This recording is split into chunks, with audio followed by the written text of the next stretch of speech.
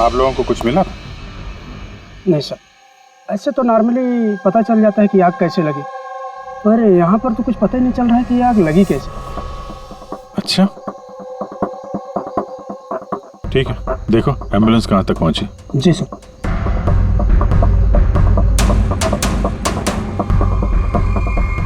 बहुत बुरी तरह से झुलस गया।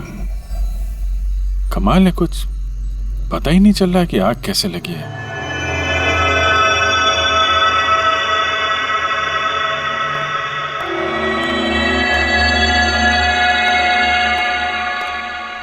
कैसे हुआ ये सब? सब कुछ तो बिल्कुल ठीक था, पता नहीं ये आग कहाँ से लग गई। इतने सारे लोगों की बद्दुआएं तो लगेंगी ना। क्या कहा तुमने? पता चला था सर कि दिलीप साहब किसी कोर्ट के केस में फंसे हुए थे। काफी बड़ा चक्कर था, लेकिन अभी कुछ दिन पहले छूट भी गए थे। काफी लोग नाराज भी थे इस बात से। कहीं इसी चक्कर में किसी ने दिलीप को मार तो नहीं दिया? नहीं, कोर्ट ने बरी कर दिया था मेरे पति को, उन्होंने कुछ भी नहीं किया। क्या केस क्या था? 9 साल पहले जीजू के थिएटर में आग लग गई थी, जिसके कारण कुछ लोगों की मौत हो गई थी और सारा इल्जाम जीजू पर आ गया था। ऐसे कैसे हवा में आग लग सकती है? जरूर किसी की प्लानिंग है। किसी पे शक है आप लोगों को? कौन कर सकता है? कोई भी कर सकता है, अनीता भी कर सकती है। कौन कौन है अनीता? टोनी की वाइफ, और वो आज यहाँ आई भी है।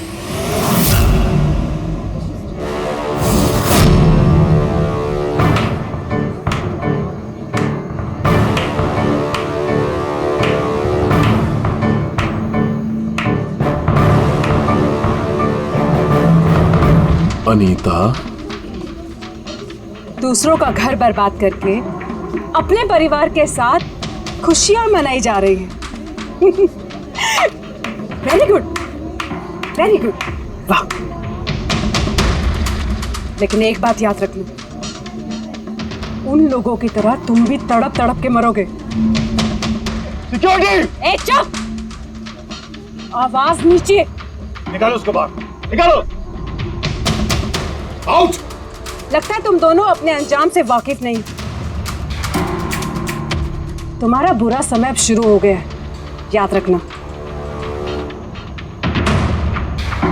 तूने जो किया है ना मेरे टोनी के साथ, याद रखना, इसके बाद तू नहीं बचेगा। सुना तूने? ले जा इसको। तू नहीं बचेगा, नर्क में चलेगा तू। अरे देख क्या रहा है, ले जा इसे। नर्क में चलेगा तू, तड़प तड़प के चलेगा, याद रखना। अरे जा।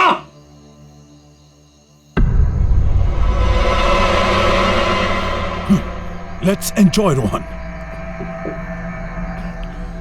अरे भूल जाओ।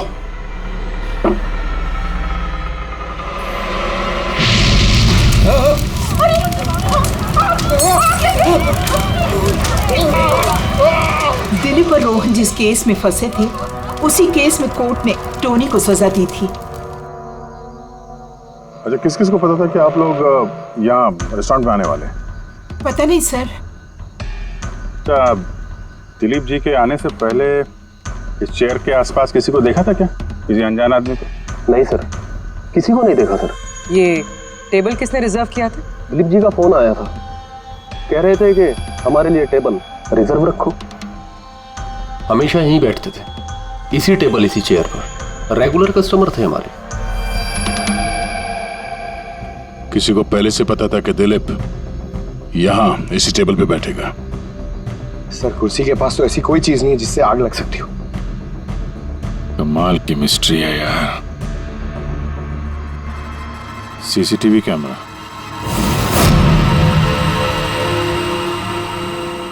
इसकी फुटेज से पता चलेगा क्या हुआ था यहाँ पे। ओह माय गॉड, ये सब कैसे हो गया? कौन कर सकता है ये सब? उसी ने जिसने दिलीप का खून किया, सबूत मिटाने के लिए। तो ऐसे कैसे कोई मॉनिटर रूम में घुसा है? सिक्योरिटी कहाँ है तुम्हारी?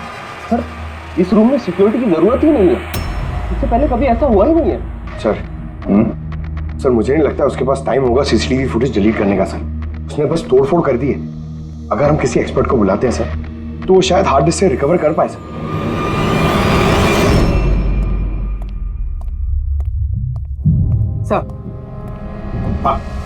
सर 9 साल पहले दिलीप और रोहन का एक थिएटर था जिसमें आग लग गई थी। एग्जिट और एंट्री डोर बंद होने की वजह से इस आग में 12 लोग जल के मर गए। विक्टिम्स की फैमिली ने केस किया तो इन्वेस्टिगेशन में पता चला कि उस वक्त एक गार्ड ड्यूटी पे था। हाँ, टोनी। हाँ सर, कोर्ट में साबित हो गया कि टोनी ने बहुत शराब पी रखी थी और शराब के नशे में वो इतना धुत था कि वो इमरजेंसी एग्जिट भी खोल नहीं पाया। हाँ, मगर इस टोनी की बीवी अनीता ये मानने को तैयार ही नहीं कि गलती टोनी की है। सर सिर्फ उसका ही नहीं, बहुत सारे न्यूज़पेपर आर्टिकल्स ने भी कोर्ट के इस फैसले के खिलाफ आवाज़ उठाई थी। जब ये हादसा हुआ था उस वक्त दिलीप और रोहन के खिलाफ सॉलिड एविडेंसेस थे, लेकिन फिर केस चलता रहा। 9 साल हो गए। कुछ विटनेसेस ने गवाही बदल दी और कुछ कंट्री से बाहर चले गए। सर, दिलीप और रोहन ने जरूर पैसे और पावर का इस्तेमाल किया होगा और यह बात टोनी को पता चल गई होगी। उसी ने भेजा होगा अनीता को दिलीप को मारने के लिए। पर फ्रेडी, जब अनीता वहां थी ही नहीं तो आग लगाई कैसे? नहीं, सिक्योरिटी वालों ने तो उसे बाहर निकाला था रेस्टोरेंट में से। ऐसी कौन सी चीज है जो अचानक आग लग सकती है? सर शायद डॉक्टर सालुंके हमारी मदद कर सके, या फिर अनीता।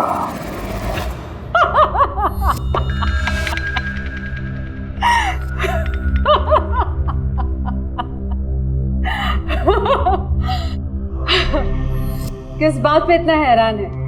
मेरी हंसी पे? क्या दिलीप की मौत पे? दिलीप की मौत पे तुम इतना खुश क्यों हो रही हो? अब मैं खुश नहीं होंगी तो और कौन होगा? कल रात रेस्टोरेंट से निकलने के बाद तुम कहाँ गई थी? जेल, अपने पति से मिलने। वार्डन के पास सारे रिकॉर्ड हैं, आप चाहें तो चेक कर सकते हैं। वो तो हम करेंगे, और ये भी कि आखिर तुमने वो आग लगाई कैसे? कोई काला जादू किया तुमने? दिलीप को अचानक आग कैसे लग गई? काला जादू आता तो जरूर करती, पर मैं बहुत खुश हूं। ये दिलीप भी उसी तरह तड़प तड़प के मरा है जिस तरह 9 साल पहले वो बेकसूर लोग मरे थे, जिसकी सजा मेरा पति टोनी भुगत रहा है। तुम ये कैसे कह सकती हो कि टोनी की गलती नहीं थी? तुम तो वहां थी नहीं। मैं वहां नहीं थी, लेकिन टोनी यहाँ था। उस दिन उसकी तबीयत खराब थी। उसने अपने मालिकों से, रोहन और दिलीप से कहा वो जल्दी घर आ गया आग लगने से पहले। गलती उन दोनों की थी। अरे पुराना दरवाजा ठीक ही नहीं करवाया, जिसके कारण वहां आग में वो लोग झुलस के रह गए। मेरे पति की गलती नहीं थी, उन दोनों की थी। तो बहुत गुस्सा आया होगा ना तुम्हें? दोनों को मारने का भी मन किया होगा। 12 लोग मरे हैं वहां। मुझसे कहीं ज्यादा गुस्सा उन लोगों के परिवार वालों को आया होगा, पर वो बहुत खुश होंगे अब दिलीप की मौत की खबर सुन के। बहुत खुश होंगे। वो लोग और भी खुश हो जाएंगे जब रोहन चल के मरेगा।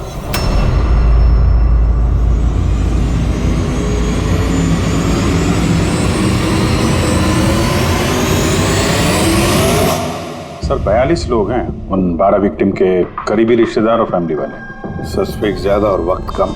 सर सबसे पहले इन 42 लोगों में से उन लोगों के नाम हटा देते हैं जो कल दिलीप की मौत के वक्त शहर में नहीं थे। 9 साल हो गए इस बात को। शायद कितने लोग देश भी छोड़कर चले गए होंगे और कुछ लोगों की मौत भी हो गई होगी।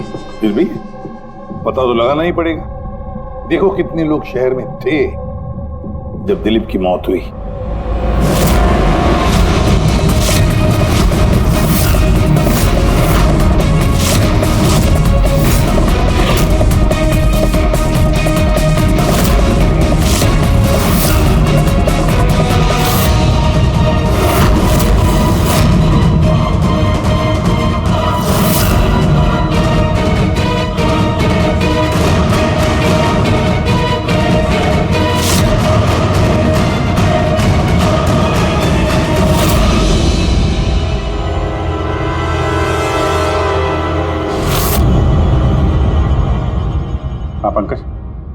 कितने बजे? 27 लोग हैं सर जो उस वक्त शहर में थे और उनके पास दिलीप को मारने की वजह थी। ठीक है, बुलाओ सबको ब्यूरो में, देखते हैं क्या कहानी सुनाते हैं ये लोग अपनी बेगुनाही की। जेम्स, तुम्हारे पिताजी 9 साल पहले थिएटर में लगी आग में जलकर मर गए, है ना? Yes sir. आपके हस्बैंड फिल्म अकेले देखने गए थे? उस दिन मैं बिजी थी, इसलिए वो अकेले ही चले गए। कल रात कहाँ पर थे तुम? सर मैं अपने फ्रेंड्स के साथ था। सर मैं पासपोर्ट ऑफिस गया था। उन दोनों को मैं ऐसे बच के नहीं जाने दूंगी। तो क्या किया तुमने? सोचा कि दिलीप से फेस टू फेस मिलूंगा और उससे पूछूंगा कि तुमने ऐसा क्यों किया। सर उसके बाद मैं अपने फ्रेंड के साथ घर पे गया। मैं अपनी वाइफ के साथ मॉल में था। सर आप मेरे फ्रेंड से पूछ सकते हैं। सर मैं उससे मिलता तो रेस्टोरेंट तक जिंदा नहीं पहुंच पाता। दिलीप को उसके किए की सजा मिल गई।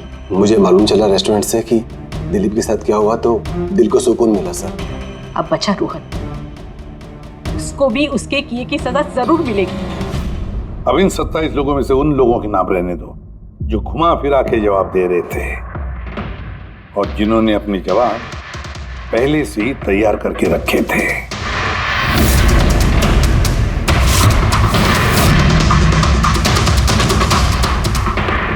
सर अब 15 बजे।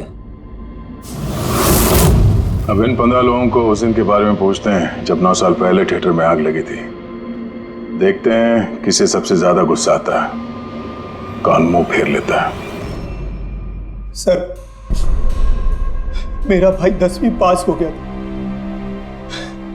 उसने कहा पार्टी देनी है, दोस्तों को पिक्चर दिखाना है, पैसे दो।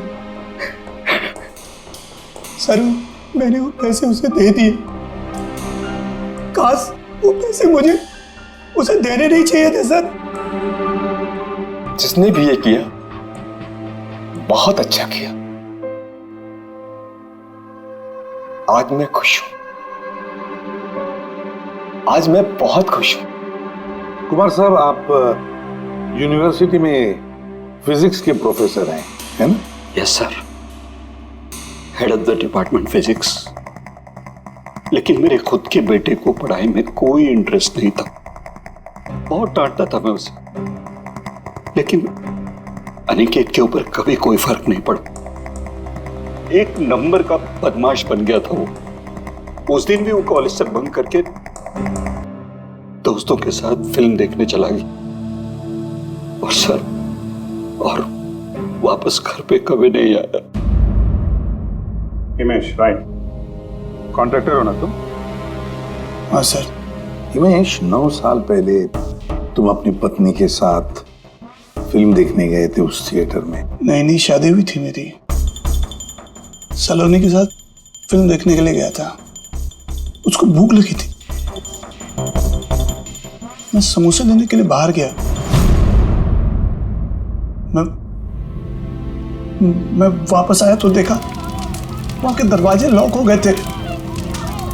वहां अंदर से लोगों के चिल्लाने की आवाज आ रही थी और धुआं निकल रहा था वहां से।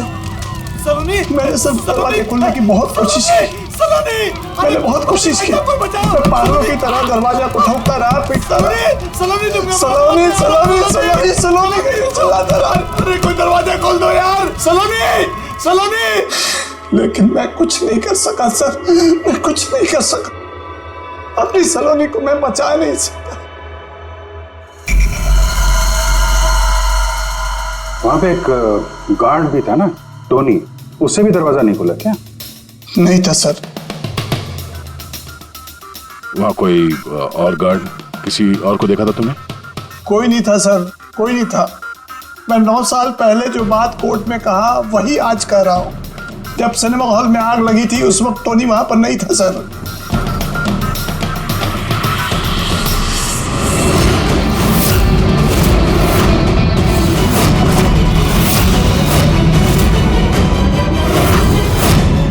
सर ये है हमारे फाइनल 15 सस्पेक्ट जो दिलीप को मार सकते हैं। सो कॉप्स कह रहे थे कि फायरमैन को भी पता नहीं चला कि आग का एग्जैक्टली सोर्स क्या था।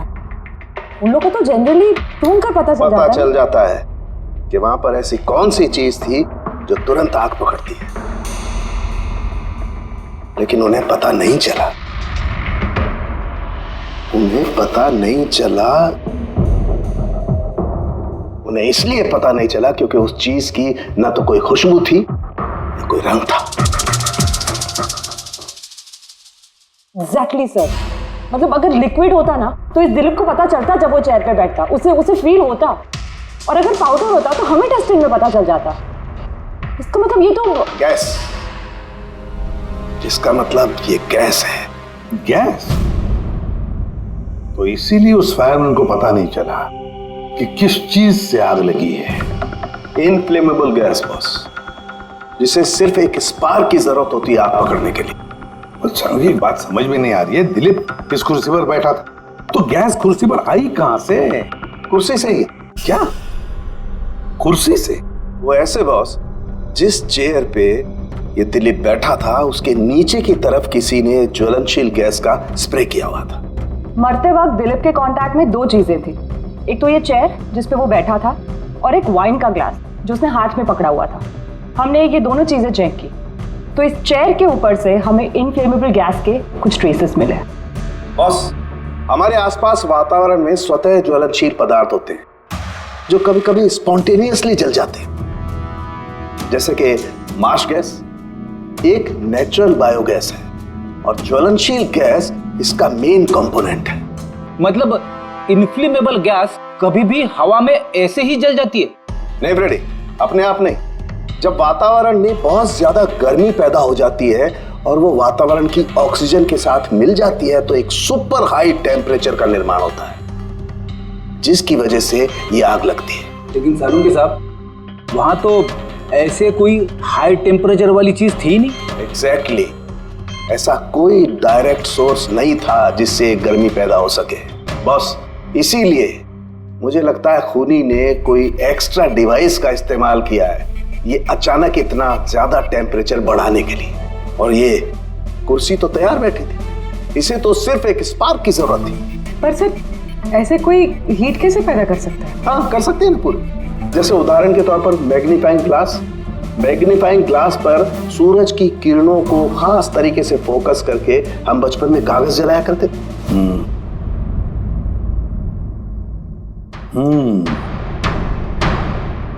लगता है इस रेस्टोरेंट में फिर से जाना पड़ेगा। पता लगाना पड़ेगा किस चीज से आग लगी।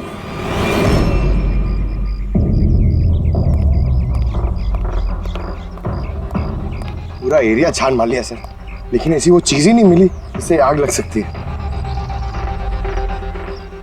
और ये ओपन रेस्टोरेंट है। जब खूनी ने दिलीप के चेयर के नीचे वो इनफ्लेमेबल गैस स्प्रे किया तो किसी ने तो देखा होगा।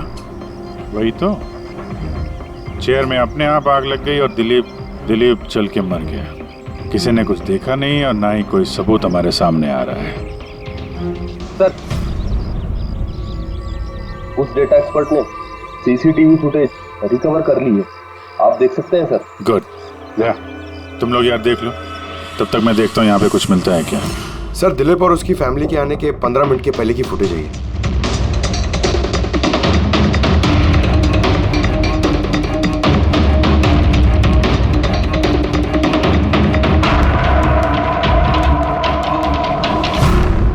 ये कुर्सी चेंज कर रहा है।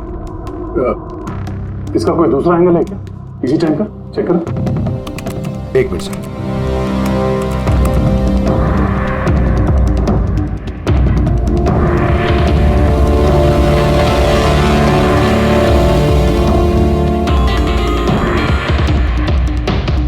ये कुर्सी के साथ क्या कर रहा है? गैस स्प्रे कर रहा है क्या?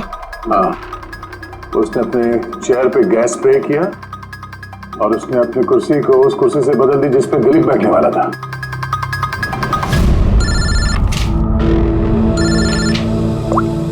आ गया। अच्छा, great, good work, good work. क्या हुआ सर? जिसने भी दिलीप की कुर्सी के साथ छेड़खानी की ना, उसका पता चल गया है। वो एक आदमी है, उसका मिलता जुलता हुलिया भी मिला है। अब देखते हैं, जय भेजने वाला है फोटोग्राफ।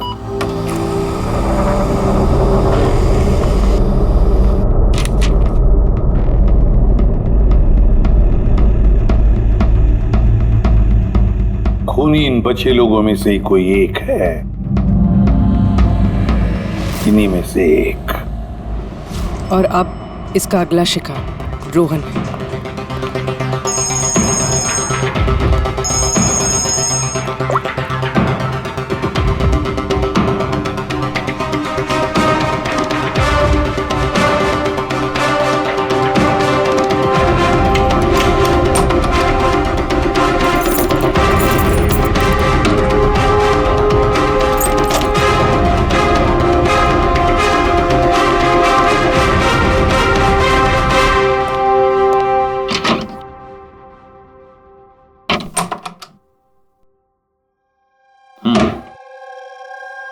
मुझे लगता है कोई मेरी और दिलीप की रिहाई से खुश नहीं है। मेरी जान को खतरा है यहाँ पर। I will talk to you later. Bye. Sir everything is okay. All right, तुम यहीं पर रहना और किसी को भी अंदर मत आने देना। Be alert. Okay? Okay sir.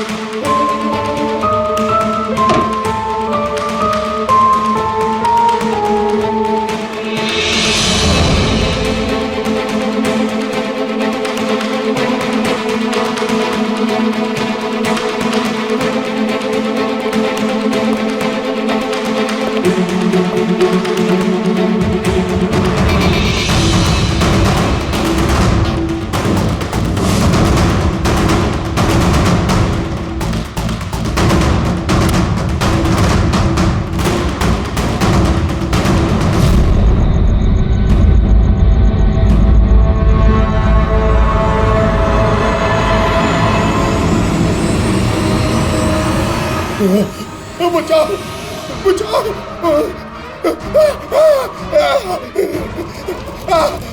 बचाओ परे परे बचाओ बचाओ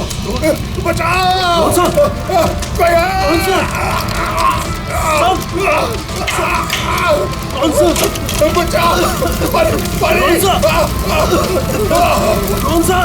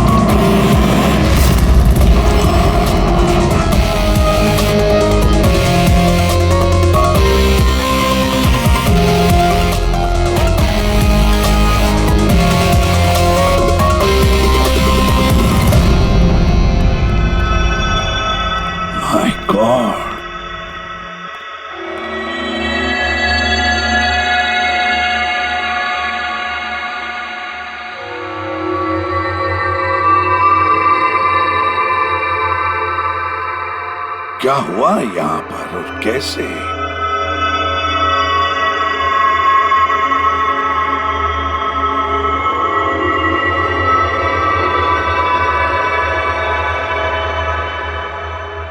यहाँ पर भी और किसी किस्म की कोई स्मेल नहीं, सिवाय इस जली हुई लाश की बदबू के। यानी ये मर्डर भी इन्फ्लेमेबल गैस से हुआ है? शायद। ये सब हुआ कैसे? हाँ? सर मैं रोहन सर का बॉडीगार्ड हूं सर। अच्छा, तो फिर ये आप लोग कहाँ थे जब ये सब हुआ? सर रोहन सर ने मुझे बाहर निगरानी के लिए कहा था, तो थोड़ी देर के बाद सर उनके चिल्लाने की आवाज आई तो मैं उनके कमरे की तरफ भागा, लेकिन सर दरवाजे के चारों तरफ से धुआं देखा तो मैं दूसरी चाबी से दरवाजा खोल के अंदर गया तो देखा कि सर रोहन सर जले पड़े थे। आप लोगों को भी कुछ पता नहीं है? कमाल है, कमरे के अंदर कोई लीड नहीं मिला, शॉर्ट सर्किट नहीं हुआ है, ये पर्दा अंदर से बंद है, ये विंडोज परमानेंटली क्लोज्ड है, कोई बाहर से अंदर भी नहीं आ सकता। अब बाहर से अंदर कोई व्यू भी नहीं है, कोई देख नहीं सकता, तो फिर आदमी मरा कैसे? इससे लगी है आग बॉस।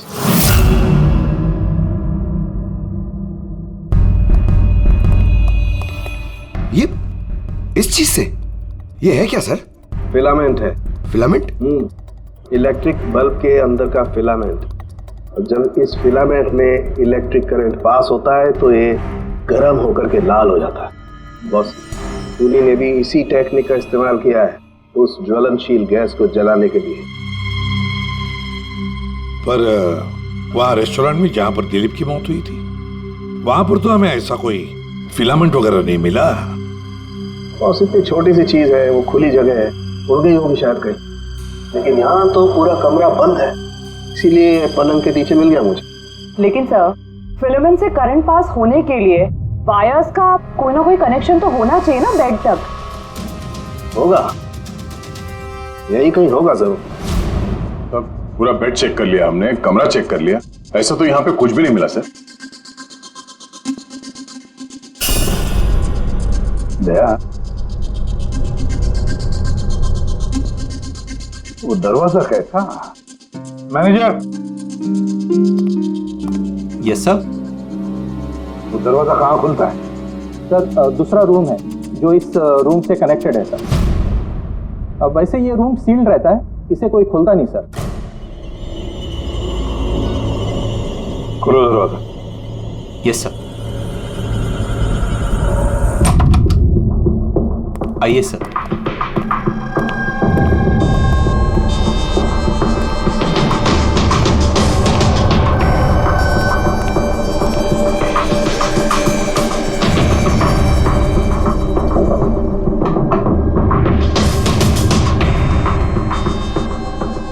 मैनेजर साहब, किसका कमरा है ये? कौन रहता है इस कमरे में? गेस्ट है कोई सर, डिटेल्स चेक करनी पड़ेगी। मंगाओ। Okay sir.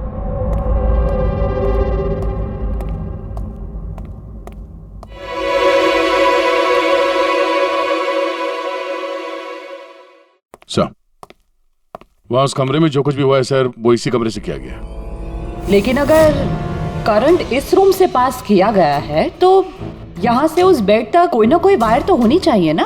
और अगर वायर अगर होती तो बॉस रोहन को दिखाई भी देनी चाहिए। हाँ, शायद उसके बॉडीगार्ड ने भी देखा हो। बुलाओ उसके बॉडीगार्ड को। आप आया।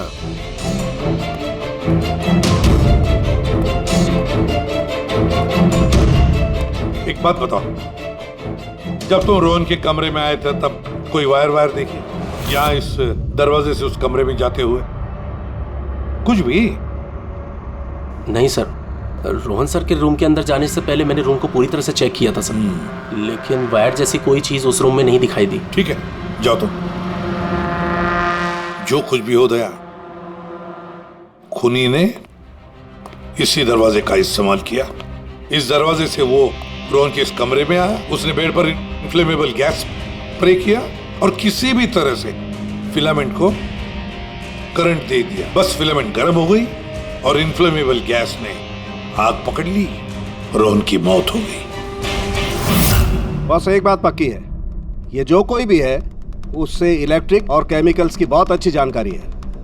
प्रोफेसर कुमार, फिजिक्स का प्रोफेसर कुमार, उससे बढ़कर और कौन जान सकता है इस सारे मामले में?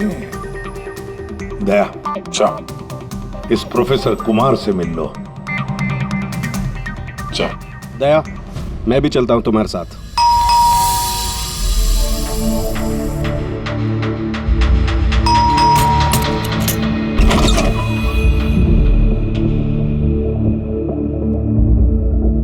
प्रोफेसर कुमार है घर पे? हाँ है, लेकिन आप लोग?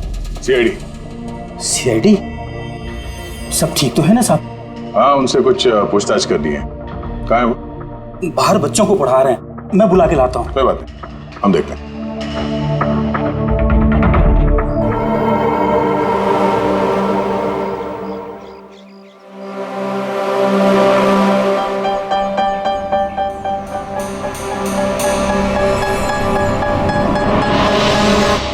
मिस्टर कुमार, हमें आपसे कुछ पूछताछ करनी है। पूछिए, क्या पूछना है? इसे पहचानते हैं आप? ये तो फिलामेंट है। गुड, सही पहचाना आपने। आपको पता ही है फिलामेंट हमें कहाँ से मिला? ये तो आप ही को पता होगा कहाँ से मिला आपको। रोहन के पेट के नीचे से। कल रात उसी पेड़ पे रोहन जल के मर गया। व्हाट? रोहन की भी डेथ हो गई? कल रात आप कहाँ पर थे? रात 9 से लेकर सुबह 3 बजे तक। आप मुझ पर शक कर रहे हैं? ये हमारे सवाल का जवाब नहीं हुआ मिस्टर कुमार। कल मैं पूरा दिन और पूरी रात घर पे ही था। कोई गवाह? जी हाँ, मेरा नौकर रामू और विकास। Please come here.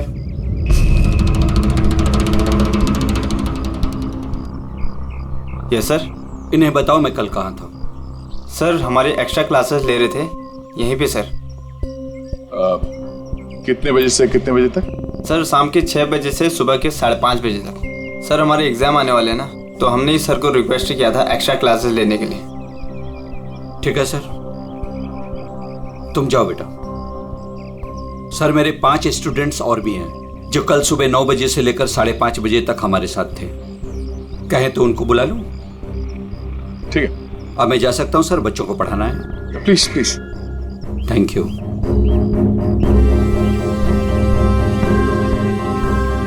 हाँ, तो बच्चों में ये कह रहा था कि बिना सोल्डरिंग वायर के भी हम मदरबोर्ड फिक्स कर सकते हैं with the help of adhesive conductor.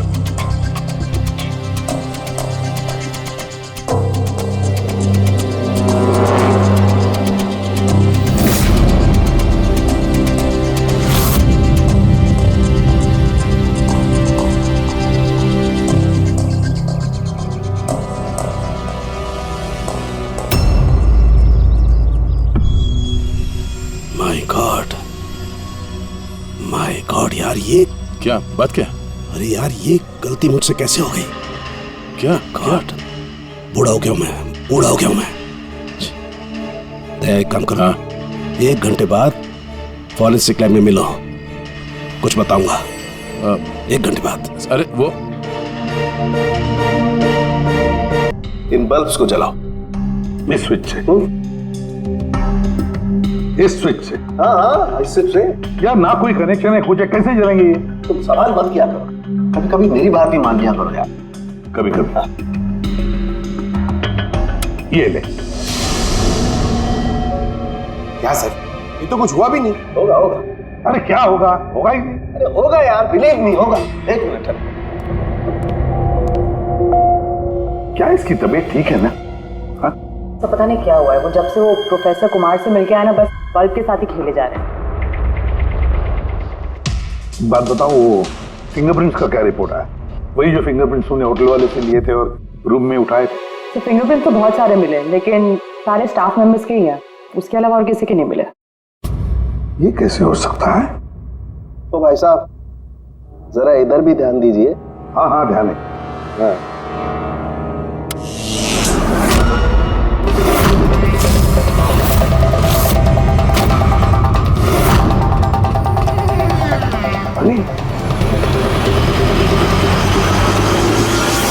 Sir ये बल्ब जलने कैसे लगे? क्या बात है सालूंके साहब, बिना वायर के सारे बल्ब जला दिए। लेकिन सालूंके साहब, ये सब आपने किया कैसे? ठीक वैसे ही हुआ ये फ्रेडी, जैसे कि खूनी ने किया था उस दिलीप की कुर्सी पे और रोहन के बेड पे। जादूगर सालुंखे, जरा साफ साफ बताइए, आपने ये किया कैसे? करंट क्या हवा में से आया? हवा में से नहीं आया बॉस, करंट आया है इलेक्ट्रिक पेंट के जरिए। Electric paint? हाँ, इलेक्ट्रिक पेंट। दरअसल बिजली के जो तार होते हैं वो मेटल के होते हैं, और metal is a good conductor of electricity, इसीलिए करंट उनमें से पास होकर के जाता है। ठीक इसी तरीके से कुछ पेंट भी होते हैं जिन्हें हम इलेक्ट्रिक पेंट कहते हैं, और ये भी गुड कंडक्टर ऑफ इलेक्ट्रिसिटी होते हैं। इनमें से भी इलेक्ट्रिसिटी पास हो सकती है, और कमाल की बात यह है कि ये किसी भी कलर में मिल सकते हैं, जो आसानी से किसी भी बैकग्राउंड में मर्ज भी हो सकते हैं। ओह, इसीलिए हमें होटल रूम में और रेस्टोरेंट में कुछ दिखा नहीं सर। Exactly that. खूनी ने दरअसल होटल के कमरे का और रेस्टोरेंट के फ्लोर का, दोनों का कलर इस कलर के साथ मैच किया, इसीलिए हमें दिखाई नहीं दिया। तो ये इलेक्ट्रिक करंट, आई मीन ये जो इलेक्ट्रिक पेंट है, ये आसानी से मिल जाता है? हाँ, मिल सकते हैं। दरअसल इलेक्ट्रिक सोल्डरिंग और रिपेयरिंग के काम में आते हैं, और इनकी सबसे बड़ी खासियत ये है कि ये आमतौर पर नंगी आंखों से दिखाई नहीं देते, सिर्फ इंफ्रारेड लाइट में ही ये दिखाई देते हैं। मैं दिखाता हूँ।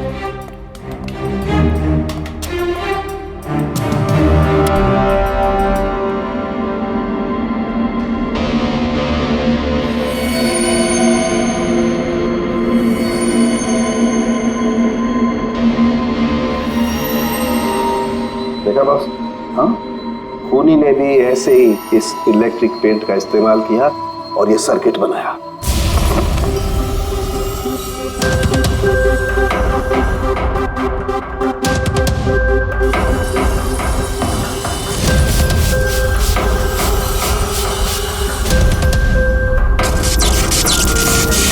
एक बात तो पक्की है, ये जो भी कोई है उसे इन सारी चीजों की पक्की जानकारी है। मगर सर, इनमें से खूनी कौन है? इस प्रोफेसर से तो मिल गए सर, ये तो नहीं है। ये बंसी?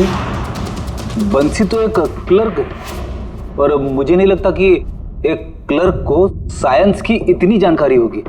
सर, इनमें से सबसे ज्यादा पढ़े लिखे तो ये प्रोफेसर ही लग रहे हैं। कोई ऐसा जो प्रोफेसर जितना इंटेलिजेंट तो नहीं है, लेकिन इसे इन सब चीजों की जानकारी है।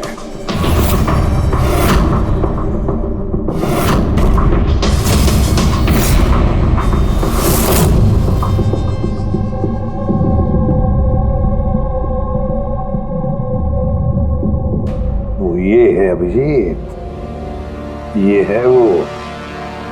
याद है क्या कहा था इसने, कि क्या काम करता?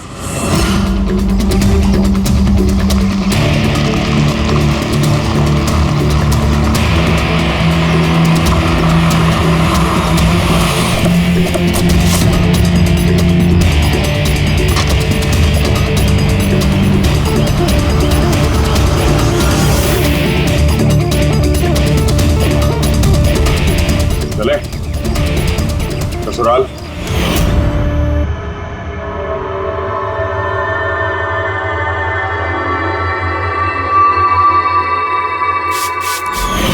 दिलीप और रोहन पर केस हुआ था, लेकिन मुझे मालूम था अपने पैसे और पावर के दम पर वो छूट जाएंगे। लेकिन उनके पास पैसा था तो मेरे पास दिमाग। कई महीनों तक उनका पीछा किया, वो कहां जाते हैं, क्या करते हैं, किससे मिलते हैं, सब कुछ। आखिर मैंने दोनों को मारने की तरकीब ढूंढ ही निकाली, इलेक्ट्रिक पेंट्स और सर्किट्स के जरिए। ये दोनों के बारे में मुझे अच्छी खासी जानकारी थी। बस दे दी दोनों को सजा, दोनों को मार दिया जिंदा जलाकर, जैसे उन्होंने मेरी सलोनी को मारा था। हिमेश, तुम्हारी पत्नी के साथ जो कुछ भी हुआ उसका हम सबको अफसोस है, लेकिन दिलीप और रोहन को मारकर तुम्हें क्या मिला? क्या तुम्हारी पत्नी वापस आ गई? बदले की आग में तुमने दो लोगों की जानें ली। कानून तुम्हें कभी माफ नहीं करेगा, तुम्हें कड़ी से कड़ी सजा होगी।